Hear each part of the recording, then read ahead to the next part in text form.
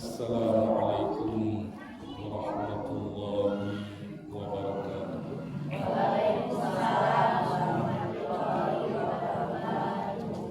Bismillahirrahmanirrahim. Alhamdulillahirabbil alamin.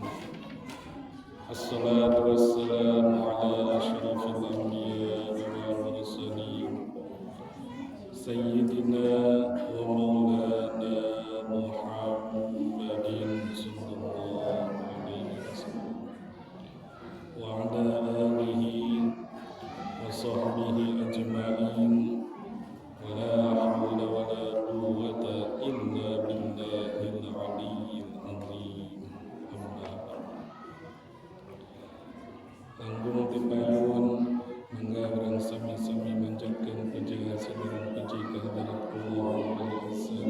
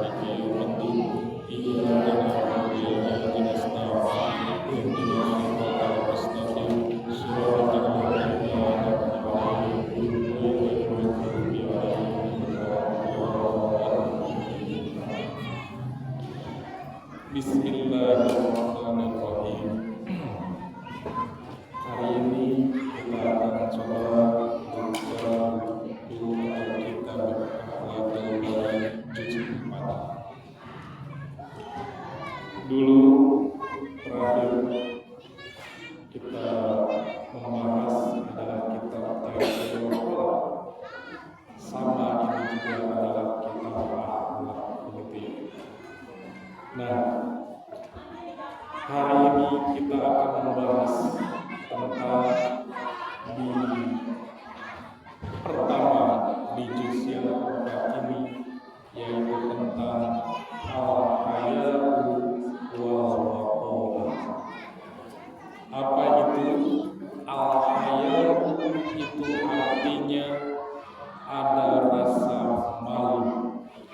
wal waqohah, dan rasa tidak tahu malu.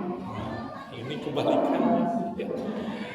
Kita akan bahas tentang rasa malu dan rasa tidak tahu malu.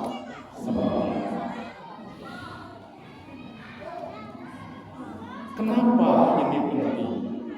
Nabi Sallallahu Alaihi Wasallam pernah bersabda. Beliau bersabda, pakaian orang yang bertakwa itu adalah rasa malu. Pakaian orang yang bertakwa adalah rasa malu.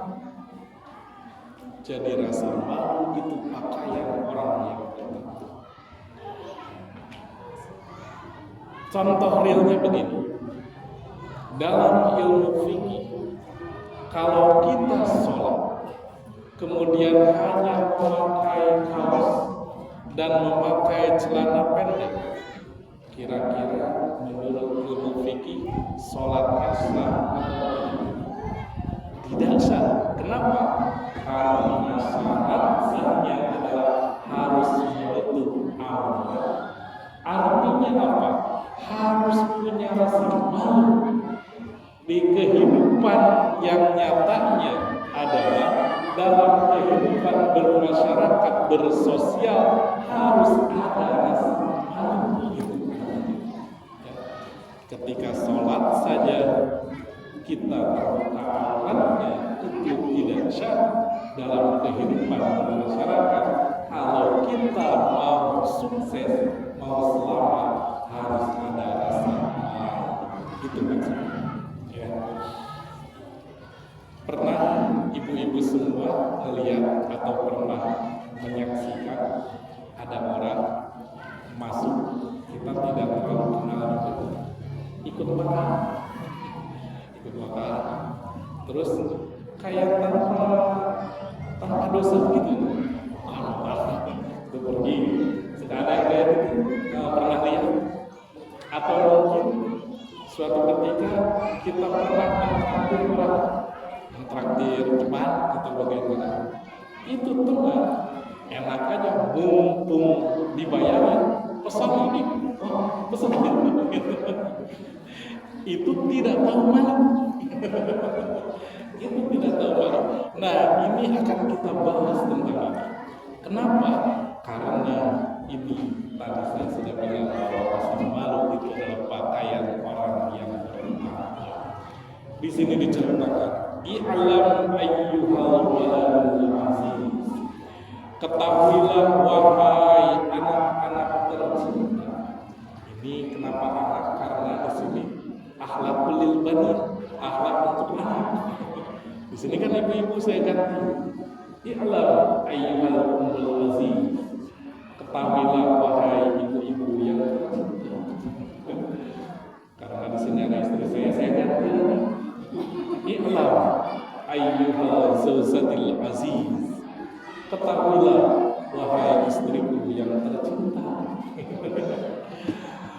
Annal haya, karena sesungguhnya yang namanya malu, aslul fadail, itu pokok dari segala keutamaan. Wa manba'ul adab, dan sumber dari segala adab.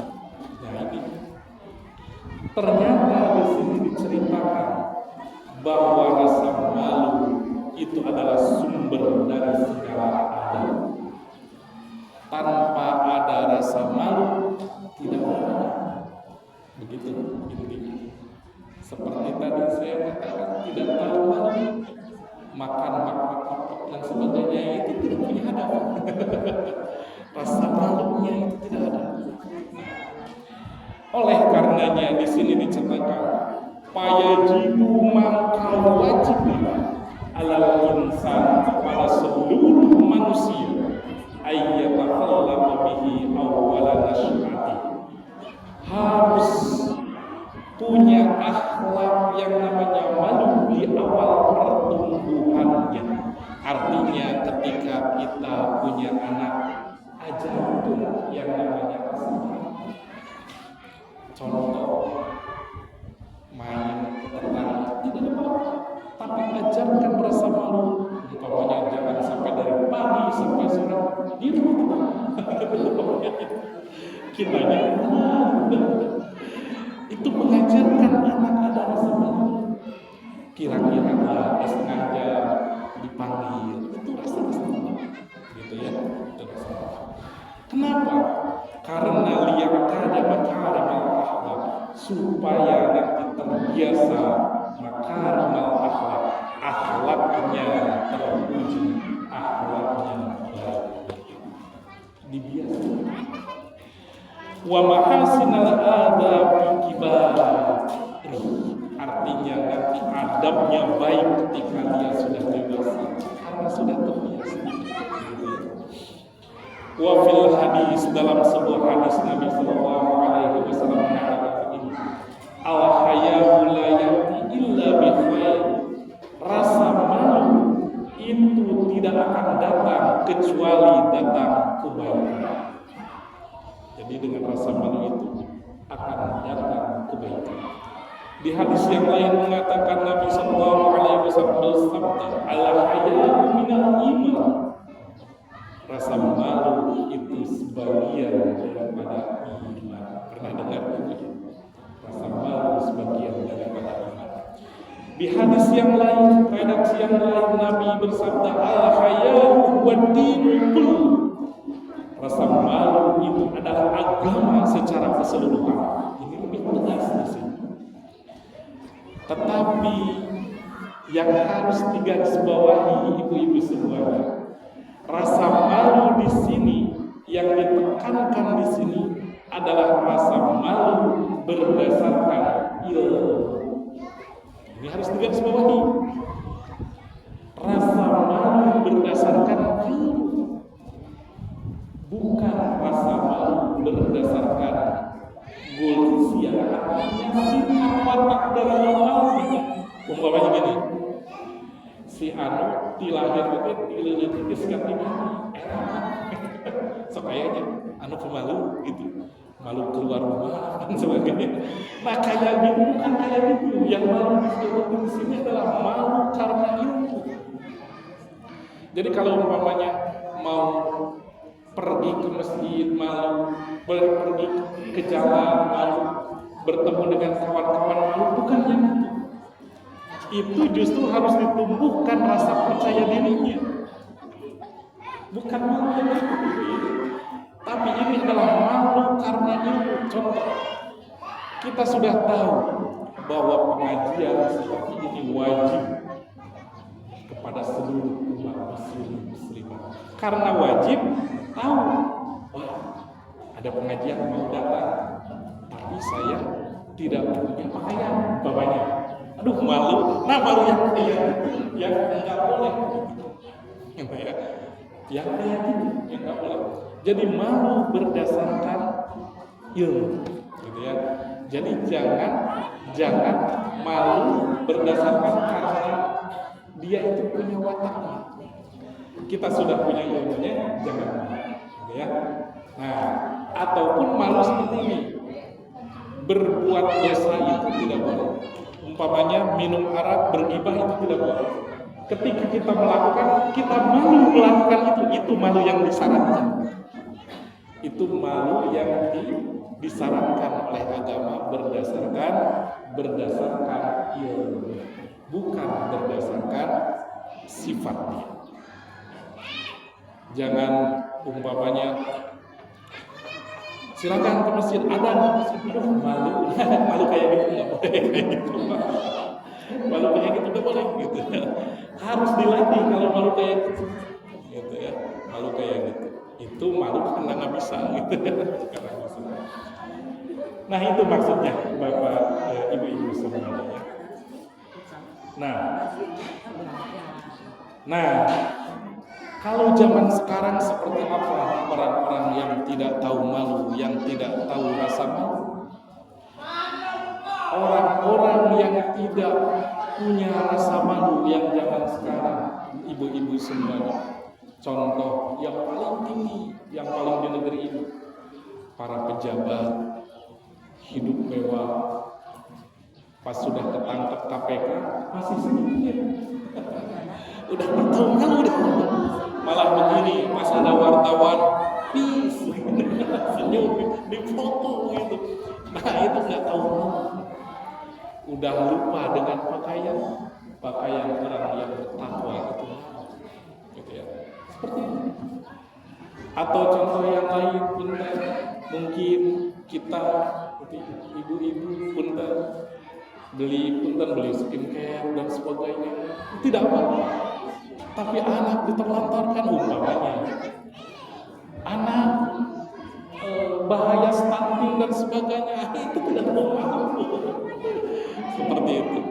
Jadi apa dulu kebutuhan dasar dulu bereskan, baru setelah itu lanjutkan sekunder dan sebagainya. Jangan dicari yang sekunder dulu, lupa dengan kebutuhan dasar, itu tidak tahu malu. Tidak tahu malu. Nah itu contohnya, ya. Bahkan kalau zaman sekarang Bapak Ibu-ibu, zaman sekarang itu lebih gampang dengan adanya medsos yang sudah tidak tahu begitu ya. Dan ini sudah digambarkan oleh baginda Nabi Sallallahu Alaihi Wasallam. Sebagian mengatakan ini hadis, sebagian lagi ini adalah ungkapan orang Arab mengatakan begini, bul ala zamzam fatuqur. Saya sering mengatakan itu. Bul, kencingi ala zamzam, air zamzam kencingi supaya kamu terkenal gitu.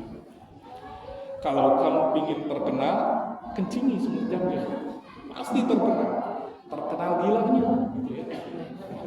Terkenal gilanya artinya kalau kita mau terkenal, tidak tahu malu, kerjakan yang orang lain tidak kerjakan, kamu kerjakan. Unik, lain dari yang lain, kerjakan, pasti viral. Kan yang zaman sekarang itu udah demam yang viral-viral. Pingin lain dari yang lain, begitu ya. Pingin lain dan lain, pilihlah bul ala zamzam. Kalau pingin terkenal, kencingi sumber zamzam, pasti terkenal gilanya, gitu. Nah sekarang di medsos seperti kalau kita lihat itu sudah merajalela. Oleh karenanya kita berdoa kepada Allah, mudah-mudahan kita terhindar dari yang namanya sifat rasa yang tidak tahu malu itu dengan memamerkan macam-macam, dan kita berdoa mudah-mudahan anak-anak kita terhindar dari rasa yang tidak tahu malu. Amin ya Allah. Selanjutnya ibu-ibu semuanya, wa amal bada'atu wal waqohah, dan sesungguhnya yang namanya rasa keji atau sifat keji dan tidak tahu malu itu, fa innaha taftahu abwabal rada, karena sesungguhnya itu adalah pembuka pintu kehinaan. Jadi orang yang tidak tahu malu suatu saat gampang terhina. Qala Nabi sallallahu alaihi wasallam, "Idza lam tastahi fasna ma syi'ta." Jika engkau tidak ada rasa malu, maka silakan berbuat sesukamu. Kata Nabi begitu. Kalau engkau tidak punya rasa malu, silakan kerjakan apapun. Tidak ada ragu-ragu lagi, kerjakan saja. Ini kalimat sindiran. Jangan sampai kita melakukan itu. Jadi tanamkan dalam diri kita, tanamkan dalam hati kita punya rasa malu. Nah, di sini dikatakan rasa malu itu terbagi menjadi 3. Wal haya'u yang qasimu ila thalathati aqsam. Rasa malu itu terbagi menjadi 3. Mana yang 3? Haya kepada Allah Ta'ala. Yang pertama, malu kepada Allah Subhanahu wa Ta'ala. Seperti apa malu kepada Allah Subhanahu wa Ta'ala? Nabi sallallahu alaihi wasallam pernah ditanya oleh para sahabat. Qala sallallahu alaihi wasallam, istahyu minallahi azza wa jalla haqqal haya. Faqila ya Rasulullah. Kemudian Nabi sallallahu alaihi wasallam menjawab, yang malu kepada Allah itu cirinya Yang pertama, hafizul ra'sa wa ma wa'a, menjaga kepala dan isinya, artinya akalnya. Menjaga kepala dan akalnya itu ciri orang yang malu kepada Allah Subhanahu wa taala. Isi kepala adalah akal kita tidak selalu dengan bermaksiat, itulah ciri malu kepada Allah. Kemudian yang kedua, wal batna wa ma hawa, menjaga perut dan isinya, artinya makanannya dijaga, tidak memakan makanan yang haram, itu malu kepada Allah Subhanahu wa taala. Kemudian yang ketiga, wa tarabu zinatal hayatid dunya, meninggalkan gemerlapnya keindahan dunia. Maksud di sini adalah yang berlebihan, gitu ya. Zinatul hayatid dunya. Kemudian yang terakhir, yang keempat, wa dzakaral maut wal bila, dan yang keempat, ciri orang yang malu kepada Allah adalah ingat kematian dan ingat kehancuran. Ingat mati dan ingat hancur, itu adalah ciri orang yang malu kepada Allah Subhanahu wa taala. Ingat diri kita juga akan hancur. Ingat mati, sebentar lagi kita mati. Tidak akan sampai 200 tahun di dunia ini. Itu cirinya kita malu kepada Allah Subhanahu wa taala. Kemudian yang kedua, malu yang kedua, yaitu wahaya minan nas, malu kepada manusia yang lain. Malu kepada manusia yang lain. Seperti apa malu kepada manusia yang lain? Saudara-saudara kita yang lain, malu seperti apa? Ternyata disebutkan dalam kitab ini, fabi an ta'uddu basaraka amma la yahillu laka minhum. Malu kepada orang lain, kepada manusia lain adalah menjaga pandanganmu, tentu dengan pendengarannya, dari yang tidak dihalalkan bagimu di antara mereka. Artinya apa? Artinya pandangan kita yang menurut mereka tidak halal, kita jaga untuk tidak memandangnya, itu malu kepada sesama manusia. Contoh kecil, ketika orang lain tidak memakai auratnya terbuka, tidak kita pandang, itu artinya malu kepada sesama manusia.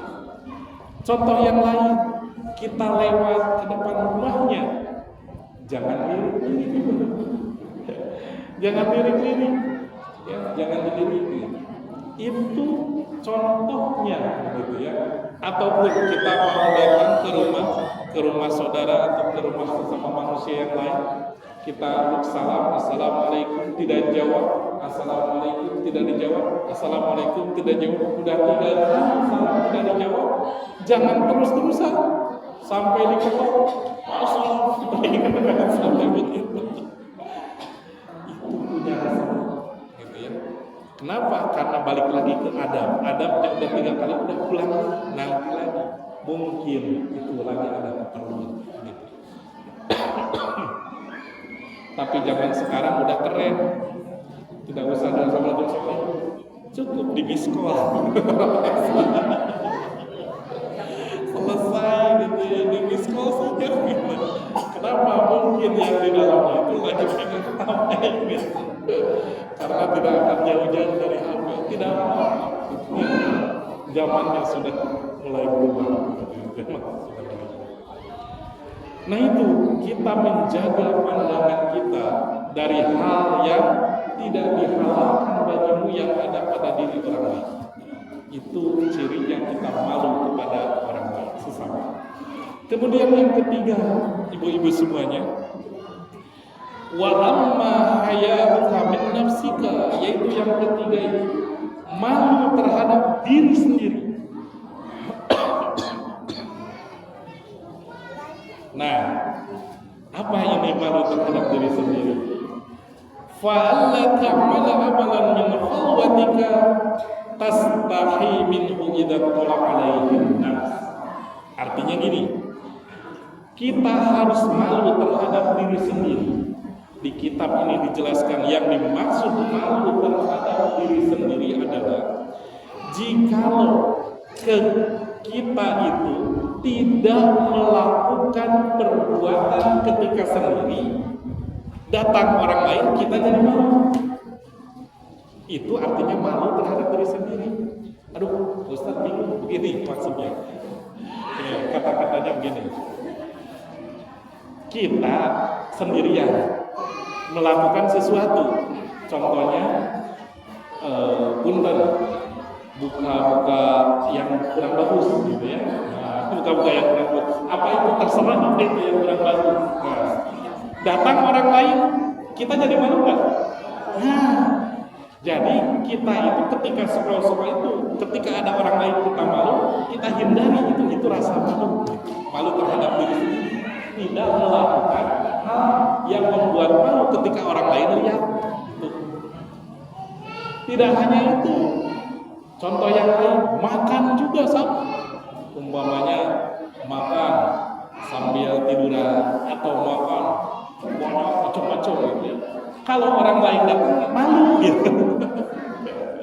Hal-hal yang kayak gitu pun sama. Kita menghindari. Kenapa? Karena kita malu terhadap diri sendiri. Ya. Jadi ada 3 ya, ingat-ingat. Malu kepada Allah, malu kepada sesama, malu kepada diri sendiri. Sama karena kita harus punya rasa malu, bukan tidak tahu malu. Ya. Nah, di sini diceritakan ibu-ibu semuanya, masalul hayya fil hayya. Ini banyak cerita atau kisah-kisah yang mulia dalam masa malu. Contoh, tentu yang paling sempurna malunya, rasa malu yang sempurna yang sesuai syariat, tentu itu ada pada diri baginda Nabi Muhammad SAW. Tetapi kalau kita contoh itu sangat jauh, kita ambil yang para sahabatnya. Di sini ada sahabat-sahabatnya, ada contoh yang rasa malu yang bisa kita praktekkan dalam kehidupan sehari-hari. Contoh saja, Sayyidatuna Aisyah radhiyallahu anha itu adalah istri Nabi. Istri Nabi waktu itu beliau adalah putrinya Sayyidina Abu Bakar As-Siddiq gitu ya. Ketika Nabi meninggal, wafat, Nabi dimakamkan atau dikuburkannya di mana? Ibu-ibu semuanya, dikuburkannya di kamar Sayyidina Aisyah, di kamar Nabi. Karena kebiasaan orang Arab seperti itu, suami meninggal atau istri meninggal, dikuburnya di kamar. Sudah biasa di sana. Jadi kalau mau contoh kalau kita mau contoh silahkan. Suami meninggal, kubur di kamar kita. Kalau mau ikut sunnah, kita mau borong-borong. Itu di kamar Sayyidina Aisyah, gitu ya. Ketika Nabi dimakamkan, dikubur di rumah dan di kamar Sayyidatuna Aisyah. Sayyidatuna Aisyah biasa ketika ganti baju biasa, begitu ya, buka jilbab dan sebagainya. Kemudian setelah itu ayahnya Abu Bakar As-Siddiq meninggal wafat. Kemudian dikuburnya di mana? Dekat kuburan Nabi. Di sana juga, begitu ya. Nah, apa yang dilakukan oleh Sayyidatuna Aisyah? Beliau sama saja membuka kalau ganti kerudung, ganti ini mungkin sekarang gitu. Biasa saja. Kenapa? Karena masih putri. Karena ayahnya. Tetapi ketika Sayyidina Umar bin Khattab meninggal dunia, wafat. Kemudian Umar bin Khattab meminta izin kepada Sayyidatuna Aisyah untuk dimakamkan dekat Nabi dan dekat Sayyidina Abu Bakar Siddiq. Akhirnya dimakamkan mereka bertiga di sana. Tentu Nabi lebih dikedepankan, kemudian Abu Bakar agak ke belakang, Umar bin Khattab agak ke belakang. Setelah di kamarnya ada Umar bin Khattab, walaupun itu kuburan, Sayyidatuna Aisyah tidak pernah buka jilbab di kamarnya sendiri. Kenapa? Ada rasa malu, walaupun itu sudah jadi kubur. Ini sebagai perhatian bagi kita. Sayyidatuna Aisyah Ummul Mukminin, ibunya orang mukmin, berarti panutan kita, panutan ibu-ibu. Kepada yang meninggal, yang wafat, yang sayang, apalagi ke yang hidup. Pertanyaan kita yang bertanya, mudah-mudahan kita selalu menjaga rasa malu kita di depan seorang laki-laki yang bukan mukmin. Insya Allah, mudah-mudahan Allah selalu memberikan hidayah dan taufik kepada kita semua. Amin ya Allah ya Rabbal alamin. Itu satu. Kemudian yang kedua, ada yang namanya Sayyidina Utsman bin Affan. Siapa itu Sayyidina Utsman bin Affan?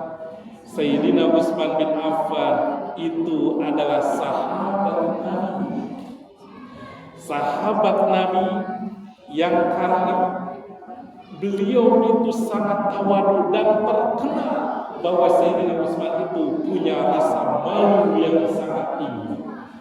Sampai suatu ketika, ibu-ibu semuanya, ini diceritakan di kitab, Nabi lagi duduk. Ketika lagi duduk, ininya tersingkap betisnya. Nabi itu tersingkap betisnya sedikit. Mungkin lagi begini, kalau zaman dulu duduk silanya itu begini, ya. Ininya tersingkap sedikit, ya. Kemudian dikabarkan oleh Sayyidatuna Aisyah, wahai Nabi, sahabatmu, ayahmu Abu Bakar ingin datang menemuimu. Silahkan suruh masuk. Akhirnya masuklah Abu Bakar, ngobrol begitu sama Abu Bakar. Nabi seperti biasa begini saja, walaupun tersingkap. Setelah itu pulang Abu Bakar. Setelah Abu Bakar datang Umar bin Khattab. Kemudian Sayyidatuna Aisyah mengatakan, wahai Nabi, sahabatmu Umar datang mau berkunjung, silakan masuk ngobrol sama Nabi. Nabi tetap dengan seperti semula begini, kakinya begini, kemudian dia masuk ke sini. Kemudian setelah selesai Umar pulang. Nah yang ketiga, Sayyidatuna Aisyah mengatakan, wahai Nabi, sahabatmu Utsman bin Affan mau datang menemuimu. Nabi kemudian mengatakan, sebentar, Nabi duduk. Kemudian dibenerin dulu ininya, pakaiannya itu dibenerin dulu, begini. Kemudian Sayyidatuna Aisyah mempersilahkan Utsman bin Affan masuk ke dalam ngobrol, setelah itu pulang.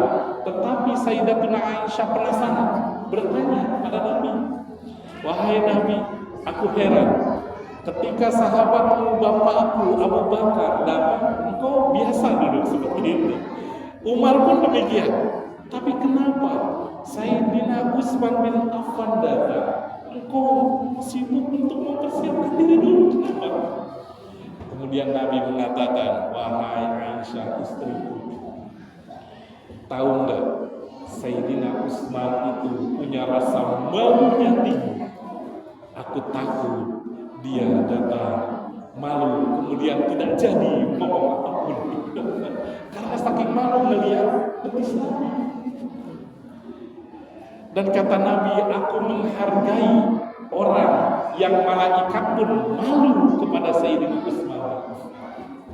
Malaikat malu kepada Sayyidina Utsman. Rasa malu yang tinggi. Karena saking malu, malaikat pun malu kepada Sayyidina Utsman. Oleh karenanya, ibu-ibu semuanya, rasa malu ini jadikan sebagai pegangan pakaian kita dalam hidup. Tentu agak sulit, tetapi saya ingin menceritakan itu adalah dalam sebuah kitab yang begini mengatakan, ada seorang wali, dia tiap mau sholat selalu di belakang, di pojok di sana. Kan dari ilmu fikih bagusnya itu di mana sholat itu belakang imam. Ini imam, ini gitu. Terus itu enggak, dia pas datang duluan di belakang paling sebelumnya. Tapi dia wali, aneh gitu ya. Kemudian suatu ketika ditanya, wah, kenapa? Wahai sang wali itu, kenapa engkau selalu sholat? Padahal dalam ilmu fikih yang paling depanlah yang paling utama. Apa jawabannya? Jawaban suara mengatakan, oh, aku malu bertemu dengan Allah. Sedangkan dosaku banyak, aku gak mau paling depan, aku malu. Malu seperti ini diperbolehkan, diangkat jadi malu. Tapi jangan sok-sokan dikit. Sholat paling belakang. Ditanya kenapa malu? Aku malu. Bohong gitu, nggak mungkin. Bohong gitu, nggak mungkin. Kesiangan gitu. Kenapa paling belakang? Kita mah kesiangan. Beda level gitu ya. Beda level. Nah, ibu-ibu semuanya yang dirahmati Allah Subhanahu wa Ta'ala. Satu lagi, ini ada kisahnya satu lagi. Udah jam berapa? Tak terasa ya, tinggal 10 menit lagi. Satu lagi. Ini ada sahabat yang bernama Zaid bin Sabit. Zaid bin Sabit ini adalah sahabat Nabi, penghafal Al-Quran, kemudian penulis Quran. Suatu ketika Zaid bin Sabit ini orangnya emang tidak punya harta yang buat makan sehari itu saja. Suatu ketika datang musafir atau pengemis, orang yang tidak punya perbekalan, datang ke rumahnya. Wahai sahabat Nabi, wahai Sabit, aku ingin menginap di rumahmu. Aku ingin makan karena aku belum makan dari pagi. Kemudian Zaid bin Sabit mengatakan kepada istrinya, wahai istriku, ada makanan apa? Kata istrinya, ada makanan hanya satu, tapi satu, roti cuma satu, dan tidak cukup untuk kita semua. Tapi Zaid bin Sabit ingat, kita itu harus memuliakan yang namanya Allah. Sehingga Zaid bin Sabit setelah selesai sholat isya meminta istrinya untuk memadamkan lampu. Zaman itu pakai obor mungkin ya, dipadamkan. Setelah itu diberikanlah yang namanya roti tadi kepada si pengemis itu, disuruh makan tapi dalam keadaan mati lampunya. Aneh dia. Ternyata ketika dimakan itu si rotinya itu sama si pengemis, ini Zaid bin Sabit sama istrinya pura-pura makan. Jadi ceplok. Begitu ya. Jadi supaya disangka oleh si pengemis itu, ini lagi makan bersama. Jadi kalau minum itu disuruh. Ini contoh. Ini contoh saja. Bismillahirrahmanirrahim. Di seruputnya itu begini. Nah, begitu. Supaya apa? Supaya menyenangkan hati si pengemis tadi. Oh, kita makan bersama. Kalau begitu. Ternyata udah beres makan. Akhirnya tertidur semuanya. Pas besoknya Zaid bin Sabit bertemu dengan Nabi. Ketika bertemu dengan Nabi, Nabi senyum-senyum sendiri. Pas ketemu sama Zaid bin Sabit senyum. Zaid bin Sabit heran, wahai Nabi, kenapa kau tersebut kepadaku? Kata Nabi, wahai Zaid bin Sabit, Allah tersebut kepadamu. Kenapa? Karena perlakuanmu kepada pengemis itu. Nabi tahu. Malulah yang namanya Zaid bin Sabit ini, tapi malu ini diperbolehkan. Kenapa? Karena malunya Zaid bin Sabit ini memuliakan yang namanya tamu. Sehingga kita poinnya apa? Ketika bertamu tahu diri. Pribumi harus menghormati, tapi tahu diri. Ini yang repot. Udah memuliakan, tamunya tidak tahu diri. Makanya kitanya harus sama-sama, begitu ya. Contoh kecil saja di kitab dikatakan begini. Kalau ditawari makan tidak apa. Tetapi adabnya bagi seorang tamu harus duluan selesai makan. Jangan kebalik. Ini makan bersama, gitu. Pribuminya udah duluan selesai, tamunya masih terus. Adabnya tamunya duluan selesai makan. Tapi bagi pribumi, adabnya makannya pelan-pelan, menghormati tamu. Gitu ya. Ini harus saling. Yang repot, yang ini mengerti, yang itu enggak, itu yang repot. Mudah-mudahan kita termasuk orang yang punya rasa malu, sehingga dengan rasa malu itu kita akan bergaul dengan masyarakat, beretika, sehingga termasuk manusia-manusia yang beradab.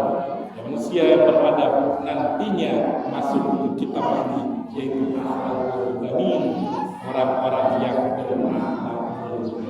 Amin ya Allah ya Rabbal alamin. Para saja bersama-sama saudara macam apun tentang kasus. Maka saya baca dia urang kata Allah, mudah-mudahan dengan sadayana dipaparin kesehatan, dipaparin kelancaran, dipaparin rasa malu Allah Subhanahu wa taala. Amin ya Rabbal alamin. Allahumma shalli ala sayyidina wa habibina wa syafi'ina wa nabiyina wa maulana Muhammad wa sallallahu alaihi wa ta'ala ala sahabati Rasulullah ajma'in. Amin ya Rabbal alamin. Alhamdulillahirabbil alamin. Nasyhadu an la ilaha illallah wa yu'minu mazida. Ya Rabbana lakal hamdu ya Rabbal jalali wa sultani. Allahumma shalli ala sayyidina Muhammad wa ala sayyidina Muhammad.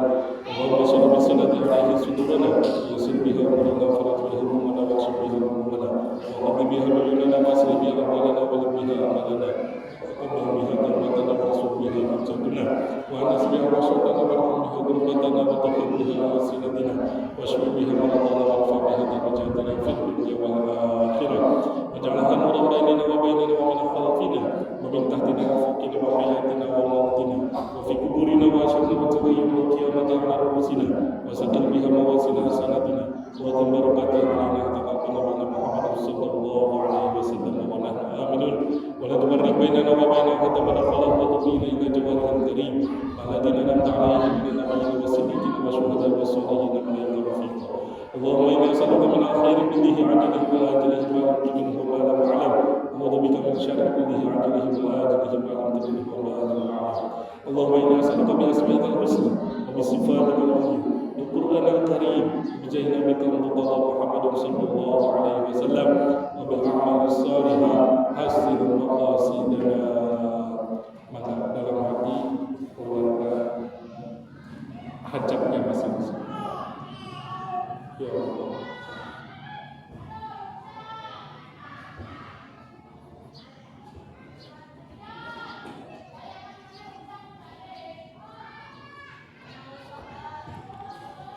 Amin amin ya Allah ya Rabbal alamin.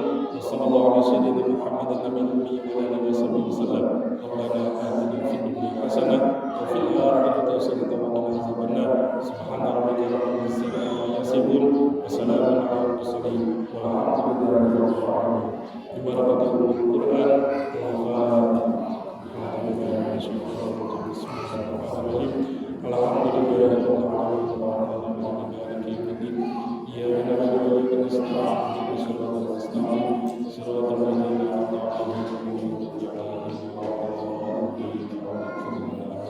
diberi pada saudara yang sangat baik